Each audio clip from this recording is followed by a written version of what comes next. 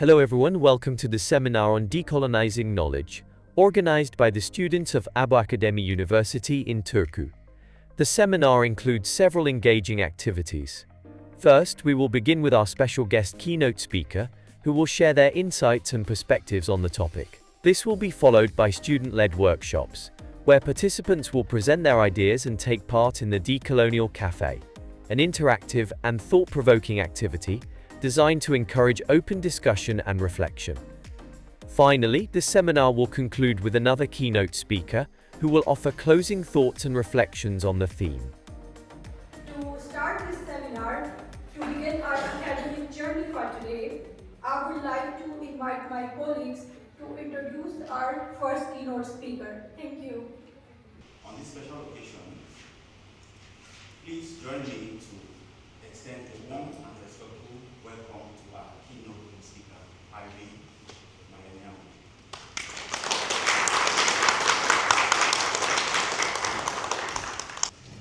Today I will start the discussion on the topics of the day by first talking briefly about Roma, then about anti-Gypsyism and symbolic racism, then about current state of racism in Finland, and then I'd like to present a few views of the history of anti-Gypsyism as part of the European policy pursued by the church and state. And at last, if we have time, I will try to describe the problematic nature of structural racism in Finland. My experience of racism and anti-racism comes from the personal experiences, of course, as Roma, and also from sitting in almost 25 years in countless meetings, committees, advisory boards, etc., as an activist and as an advisor. And because the Roma are social community group and part of the experience who has been experiencing the racism, acting both as actors and as victims also, I have to say. I will use us as an example of both. After the first keynote speaker, it is time to engage in a unique activity called the Decolonial Café. Let's now listen to our participants as they share their thoughts and reflections. The idea is we have a lot of topics and themes that we wish to discuss. So since we have limited time for this activity, then we divide it into two segments. The first one, interesting conversation that we will be having here for 45 minutes, and then we will be having 15 minutes for your thoughts, reflections, and questions if you have any. Okay. So we have a map of the world. Okay, can everyone hear me? Yes, perfect. So, map of the world. We have discussed this a lot. For me, this represents, or what this makes me think of, mostly is how privileged I am as a European, as a Finnish person, about how free I am to move around, especially inside the EU. I have the freedom of movement, and the Finnish passport is one of the world's most powerful passports. And it also makes me think of my studies. I study international law, and I've been studying pushbacks, which are when asylum seekers are, without anyone checking their documentation or having a discussion with them or anything, pushed back when they come to seek asylum because the country doesn't want to take them in. And that just kind of makes me think about this map and the borders, in which this one doesn't have borders, but there definitely is a lot of borders inside the EU and in the world, but those borders are not don't see the borders because I can travel pretty much anywhere, but people with different passports from different countries don't have the same privilege.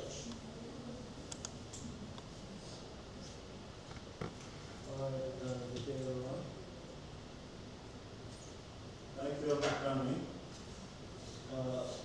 When we look at the map too, looking at the map of the world, what comes to mind is the question of migration. You know, the map we previously saw, it's the blank map with no boundaries. And one important thing that comes to our mind is to question when did these boundaries start existing? Who drew the boundaries? And though those boundaries exist on a piece of paper, but we have realized that there are actually immense boundaries in our minds. And it is because of these boundaries that we are here today to talk about decolonizing knowledge and the question of race and racism. If we are to go back to some 1,000 years before, we would imagine that human beings just used to migrate, they used to move without boundaries. But today, it is not the case. And yet we talk about global human rights, and we talk about every human being being recognized as a human being. So, in as much as these boundaries have their role, it's incumbent for us to reflect on how these roles, the boundaries are playing, influence the relationship that we share with each other as human beings. And more interestingly, it's more expensive to live from, I come from Cameroon, and the flight from Cameroon to Nigeria, which is a neighboring country, is more expensive than a flight from Cameroon probably across to Italy. And you might want to ask yourself, why? You can live from Finland maybe to Sweden with probably 50 euros or less. But within my country, from one region to another, you cannot take a flight. It's terribly expensive. And so it makes us want to ask ourselves, what are some of the consequences of these boundaries that are existing, and how do they help human beings to live together in a common society?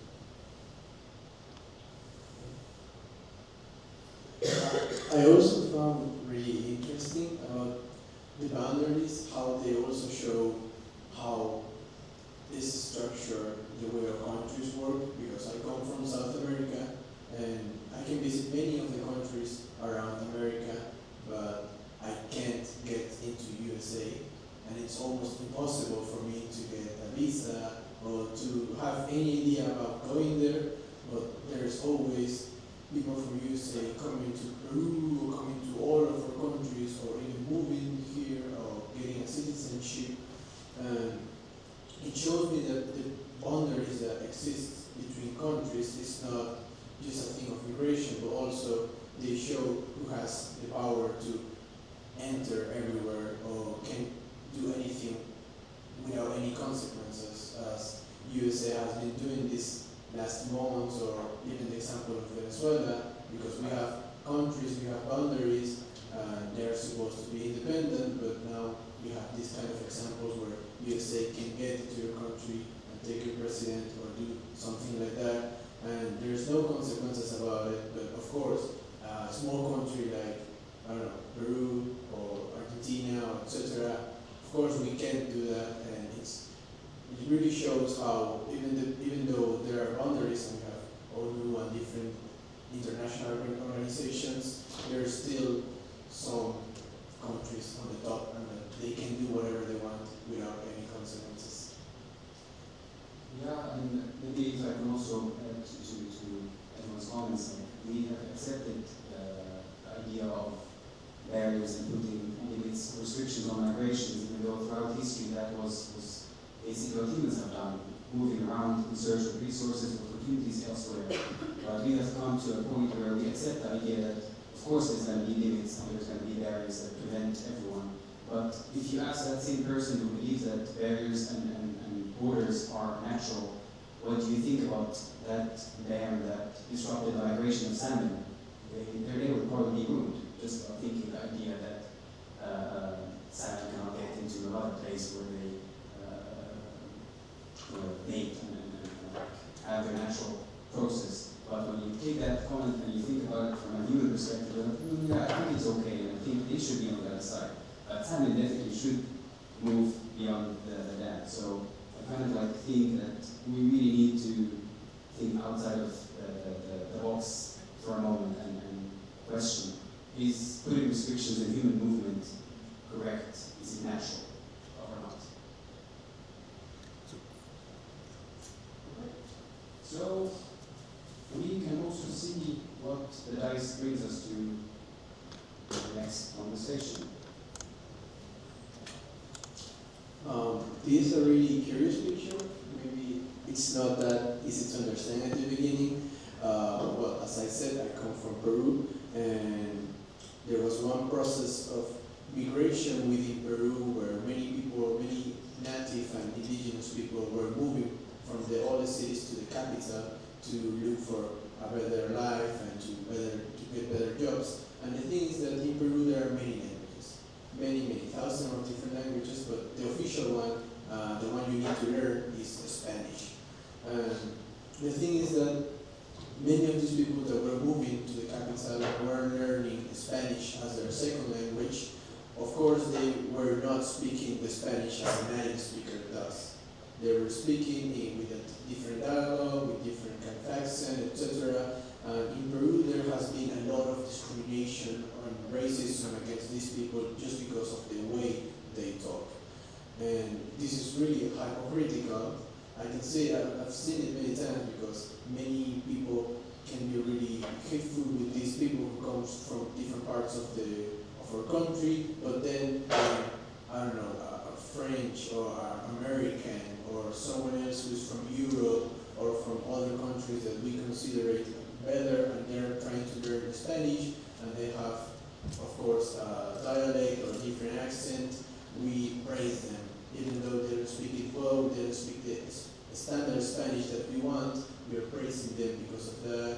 We think that it's really cool, but then people from our own country, people who we have shared a lot of history and memories are around our history of their country, we hate them because they're doing the same. So that's what this image explains.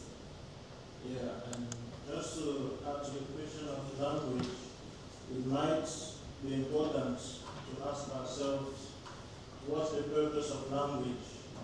And I think I wouldn't be entirely wrong to say the purpose of language is to enable human beings to communicate with each other, at least at a basic level. But what we experience in our work today is, the use of language as a tool of domination, and maybe it's some sort of colonial legacy. How do I explain this? For you to be able to come for studies as an African to a European or American university, even though you have done all of your education, primary to secondary to university in English, you still have to take English language exams. And every 2 years it expires. I wonder if you forget your language after 2 years.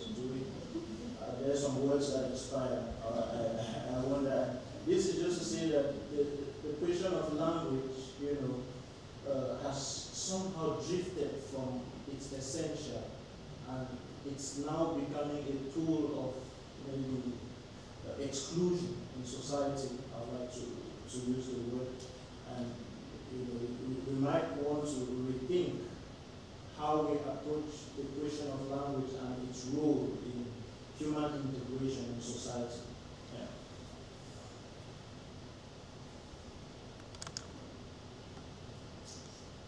Hello everybody, I'm Zaib, and I have selected this picture of my country from Pakistan. This is, you can say, the map of Pakistan, and it represents different people from different regions who speak different languages. So why I chose this region is that I'm from the region of that which is known as Punjab. In Urdu we say Punjab. Being from my childhood, I was being taught by, you can say, the Urdu one and the English language. I was never taught about my own mother tongue, that was Punjabi. Because in Pakistan we have only one national language is Urdu, and then the national language is English. If you want to succeed in your career or any other in job market, you have to be well educated in English language. There are, you can see, segregated systems in educational level, that there is an English medium and then there is an Urdu medium. But there is no Punjabi medium, that is my mother tongue. And it is, you can say, it's a shame for me that I don't know how to speak my mother tongue, that is Punjabi. I can speak in English, I can speak in Urdu, but I don't know my mother tongue. I can understand it, but due to my, you can see, the segregation system out there in my institutions, I'm not able to speak that. So who decides that you have to speak that one particular language? Who decides that you cannot own your own mother tongue? So this is a question to the educational systems out there.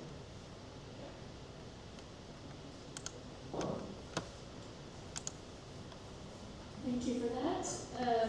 I also realized I forgot to introduce myself, so I'm Andy Hassagan. And despite my surname, I'm completely Finnish speaking. Or my native tongue is Finnish, but I've learned Swedish and decided to come studying Swedish here in Åbo Academy. And especially from my friends, I've learned a lot more, or I've heard the other perspective of the discussion in Finland about Finnish and Swedish, because Finnish and Swedish are both the official languages of Finland, but they are not in all, in our society, not in all ways equal. For example, well, it is expected that everyone in Finland can speak Finnish, but it is not expected, or it's no one's surprised if you can't speak Swedish more than like hey, even though we learn it in schools. But if my friends who mostly just speak Swedish and speak it as their mother tongue can't speak Finnish perfectly, then that's kind of frowned upon. And another thing that inside the Finnish-Swedish language, I've heard from my friends, I don't have personal experience, but I've multiple times heard from my friends that especially people from Österbotten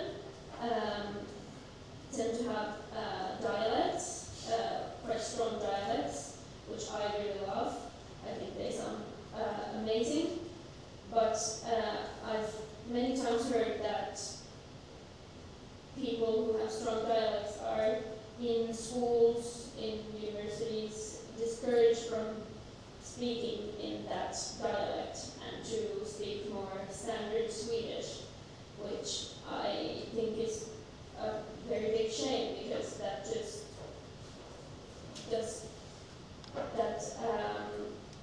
stops the diversity of languages and dialects, and I think dialects are a thing that we should treasure and not I hope you enjoyed this conversation and that it inspired you to think more broadly and reflect on new ideas. Now let's continue with another activity of the seminar, the workshop session. So we have these three examples, one from Kohinoor from India, the second from Nigeria, and the third is from Egypt. And now the question is, what is coloniality? It is about recognizing that while most colonial governments have physically left, as I mentioned before, they are not directly involved. They have left all the region where they rule or. And the logic of colonialism, its power structure and way of thinking remain deeply rooted in our global society. So deconstructing coloniality means questioning the layers of power we have been taught to see as normal and slowly unlearning the idea that rank some cultures' knowledge and the people above others. It's now time for a short refreshment break, where our guests, professors, and students can relax, connect, and enjoy the moment together.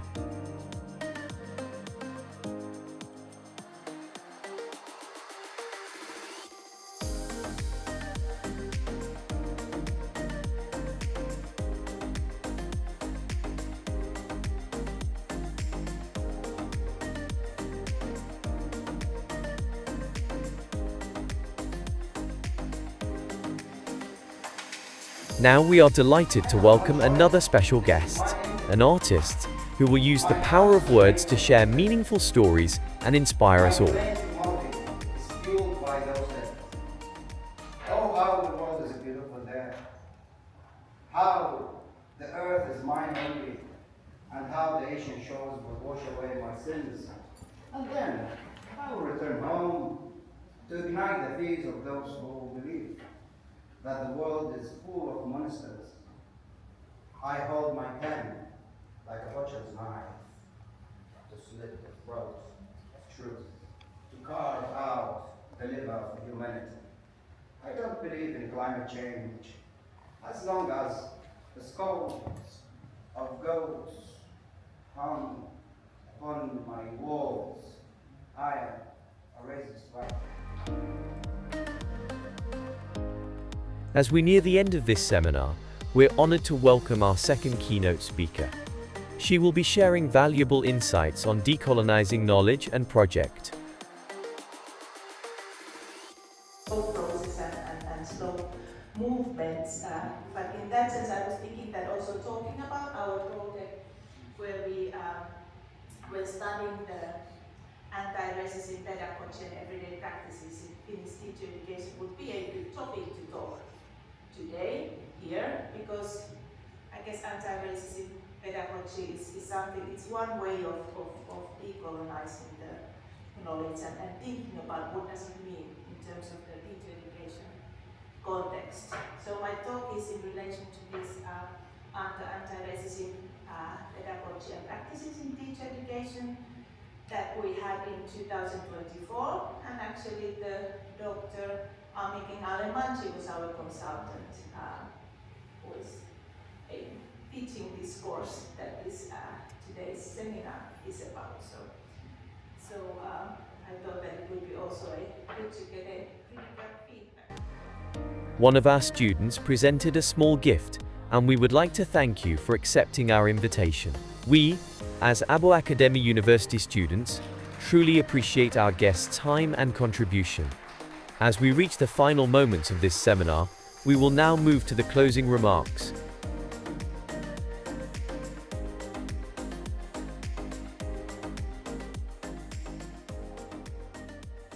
Ladies and gentlemen, we have gradually come to the end of a very beautiful day.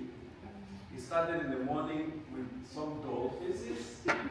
In the afternoon, we became very smiling, and it seems some of us, our faces were ending dull. Please, can you smile to your neighbor? Just smile.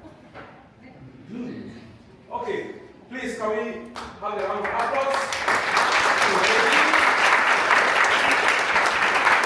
We also want to ask us to clap for ourselves. Staying right up till this moment is a testimony of the fact that what we have been doing from morning till this time has been quite educative. We do not take for granted your presence because you should have been doing something elsewhere, but you decided to join us. During one of the conversations I had with one of the participants, he said we've been here for close to 8 hours, and if you calculate it in Finnish calculations, that's close to 90 euros. So thank you very much for giving us your 90 euros. So most times when we eat, we often celebrate the cook without knowing who the cook is. And so we would not like to do that, especially when decolonizing knowledge. It means recognizing efforts, recognizing what everybody brings to the table, and being able to appreciate these people. So at this point, I would love to invite all my mates to come in front.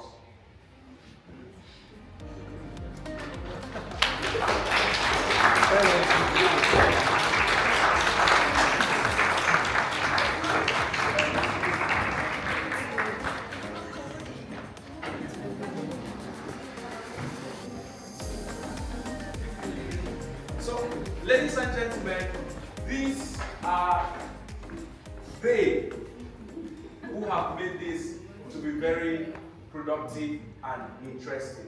Please, could you clap for us? Now, I'd like to do something. We had 3 different groups which we work in. And so, when I call your group, please just raise your hand. The first group, not in any order, we had the marketing team.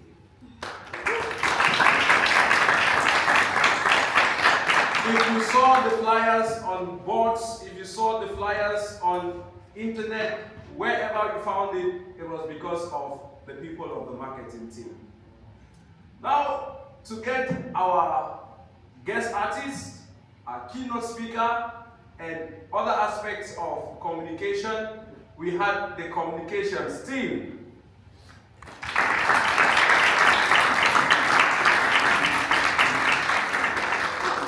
It wasn't easy, I must say. Then the team that has been financing everything, getting all the paperwork and seeing that the coffee, the fruits, and everything we have had has been in good shape is the financial team.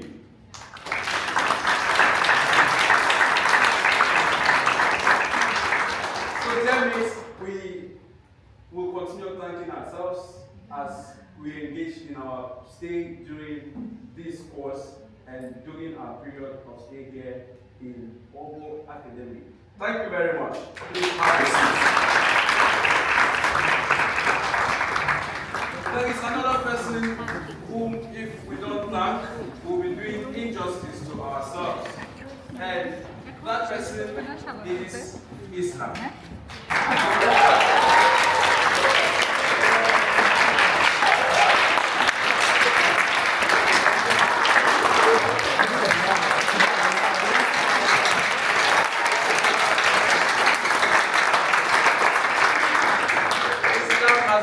So far, and we know he's still going to be great as we continue the program.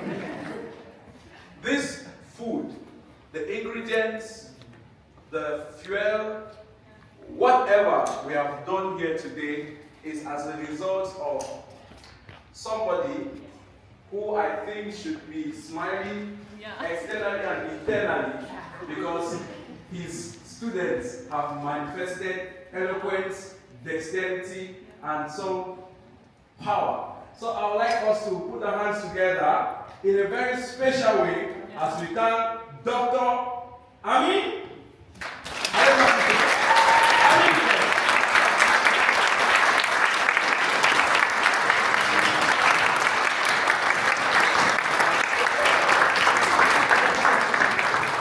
Thank you very much. We thank our keynote speakers, we thank our guest artists. In fact, Tuba. Okay, for me, I would like to thank you for choosing to stay, for being so interactive, for your presence and for your interest. Because all of this behavior gave us the realization that our efforts hosting this seminar are well appreciated. And same again, I will thank Amin for one quote we highlighted in the class in our daily lectures. I want you to hear that too. because he doesn't want to say it, so I will do it. We are fighting anti-racism in different ways and different types. And it depends on you which fight you want to choose. Try to pick a fight you can win. Thank you.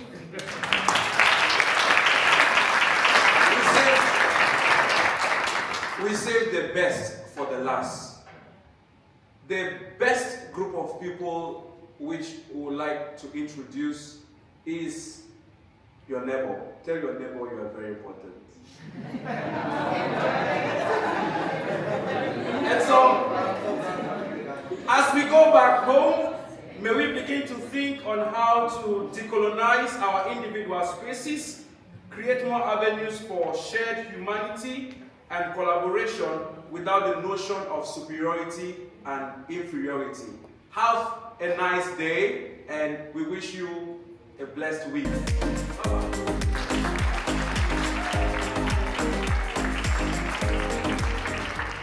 Thank you so much for being with us.